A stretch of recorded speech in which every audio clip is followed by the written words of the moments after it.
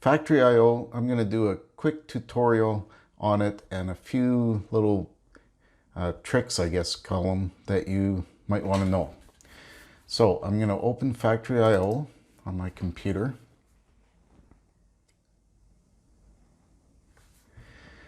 And I'm going to open a scene. I'll just use this from A to B.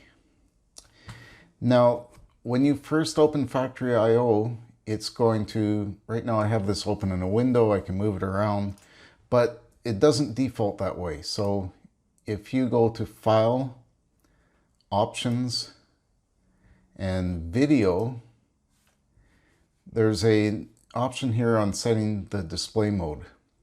Right now mine's set to Windows, but if I change it to full screen and apply, now it's in full screen, and that's the way it comes when you first install it. And this really doesn't work very good because you can't get to other things very easily. So I'm going to go back, File, Options, Video, and change that to Window. And that works much better. Next, I'm going to start up Control I/O. So to do that, I just go to File, Drivers, and of course we're not using Allen Bradley right now.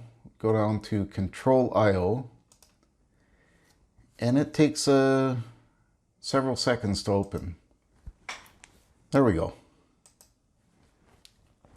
So this is Control I/O. Now, if you have a big monitor, you can put these side by side and have them both open. But if you're on a laptop or you have a smaller monitor, another thing you can do is you can click on this little eye here. And when you click on it, it goes either black or kind of translucent. So let me go back to the scene and get Control I/O back up.